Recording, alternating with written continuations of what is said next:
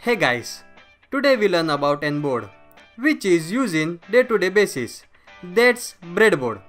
We'll focus on what is a breadboard, how to use a breadboard, why do we call it a breadboard. Let's start with why do we call it a breadboard. In earlier days, amateur nailed bare copper wire or terminal strip to wooden board, often literally a board to slice the bread on, and they solder electronic component on them. Sometimes they even glued a paper schematic diagram to that board as a guide. Breadboard has evolved over time, with the term now being used for all kind of prototype electronic device. Breadboards today are made for white plastic and is a pluggable solderless breadboard.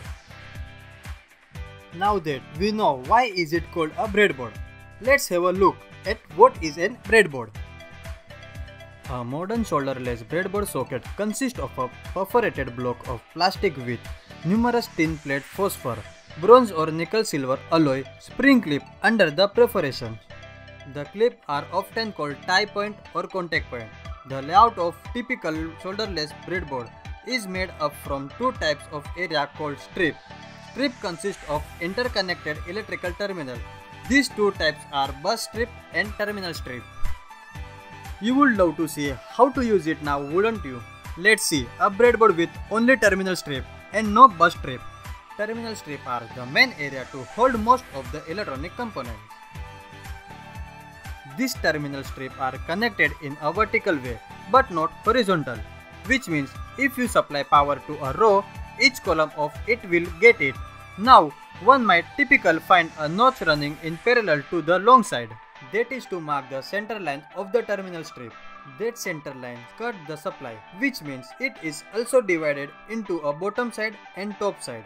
So when you supply current to your top side, your bottom side will have none of it. Now let's see a breadboard with terminal strip and bus strip. The topmost part of the breadboard and the bottommost part of it are bus strip. The bus strip are connected horizontally.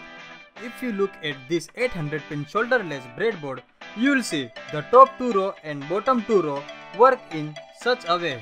But if you see clearly, even that has a segregation. This segregation divided then into 5 contact pins. Every set separates their supply. All these divisions make them so versatile for different projects. Let's try turning on an LED with it now. For that we'll need a 9V battery, a resistor and an LED. First we'll connect our batteries, positive and negative supply, to our bus strip separately.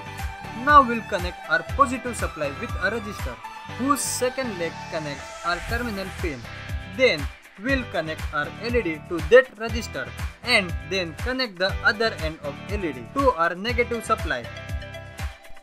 Well, that's how you work with breadboards. Thanks for watching our video. Please leave a like and comment below and subscribe to our channel. Also, press the bell icon for further notifications from our channel.